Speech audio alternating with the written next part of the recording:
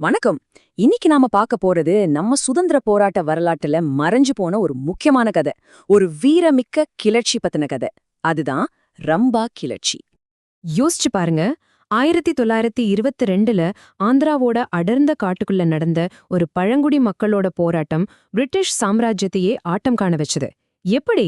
அந்த போராட்டத்தோட கதை என்ன? வாங்க தெரிஞ்சுக்கலாம். முதல்ல இந்த கிளர்ச்சி எங்க, எப்போ, எப்படி ஆரம்பிச்சதுங்கிற அடிப்படை விஷயங்களை பாத்திரலாம். இது ஏதோ ஒரு நாள்ல திடீர்னு நடந்த ஒரு சண்டை கிடையாது. 1922ல ஆரம்பிச்சு 1924 வரைக்கும் கிட்டத்தட்ட 2 வருஷம் தொடர்ச்சியா நடந்த ஒரு பெரிய போராட்டம் இது.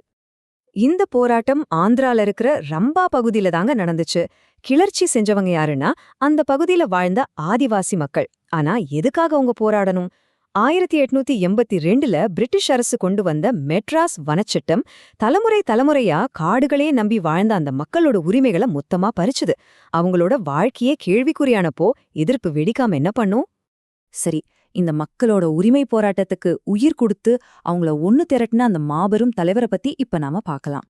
அவரோட பேரு அல்லூரி சீதாராம ராஜு. இந்த முழு போராட்டத்தோட மையப்புள்ளியே இவர்தான் சொல்லலாம். ஆதிவாசிகளின் நலன்களை காப்பதற்காக, ஊழல் அதிகாரிகளுக்கு எதிராக. இது வெறும் வார்த்தைகள் இல்ல, தன் மக்களோட வாழ்வாதாரத்தையும் உரிமைகளையும் பறிச்ச ஒரு பெரிய சக்திக்கு எதிரா நின்னு போராடின ஒரு பாதுகாவலரோட பிரகடனம் இது. இப்போ இந்த சண்டை எப்படி இருந்துச்சுன்னு பார்க்கலாம். யார் யாருக்கு நடுவுல இந்த பெரிய மோதல் நடந்துச்சு? ஒரு பக்கம் தங்களோட காடுகளையும் உரிமைகளையும் காப்பாத்த போராடின ரம்பா ஆதிவாசிகள். இன்னொரு பக்கம் பிரிட்டிஷ் அரசாங்கம், அதுக்கு துணை போன ஊழல் அதிகாரிகள். இது ஒரு பக்கம் உள்ளூர் மக்கள், இன்னொரு பக்கம் ஒரு பெரிய காலனித்துவ சக்தி. இவங்களுக்கு நடுவுல நடந்த ஒரு நேரடி மோதல். இந்த போராட்டத்தை பிரிட்டிஷ் அரசாங்கம் ரொம்பவே சீரியஸா எடுத்துக்கிட்டாங்க. இத ஒடுக்கிறதுக்கு அவங்க என்னெல்லாம் செஞ்சாங்கன்னு அடுத்து பார்க்கலாம். கிளர்ச்சி பெருசாக ஆக பிரிட்டிஷ் அரசோட எதிர்வினை ரொம்ப வேகமா இருந்துச்சு. அவங்களோட ஒரே குறிக்கோள் அல்லூரி சீதாராமராஜுவை எப்படியாவது பிடிக்கிறது தான். ஏன்னா தலைவரை வீழ்த்திட்டா மொத்த போராட்டமும் நின்னுடுன்னு அவங்க நினைச்சாங்க. இந்த நேரத்துல தான் மலபார் சிறப்பு காவல்துறைன்னு ஒரு ஸ்பெஷல் படையே ரம்பாவுக்கு அனுப்புறாங்க. யோசிச்சு பாருங்க, இந்த கிளர்ச்சியை ஒடுக்கிறதுக்காகவே ஒரு உயரடுக்கு படைய அனுப்புறாங்கன்னா பிரிட்டிஷ் அரசு இது எவ்வளவு பெரிய அச்சுறுத்தலா பார்த்திருக்குன்னு நம்மால புரிஞ்சுக்க முடியுது.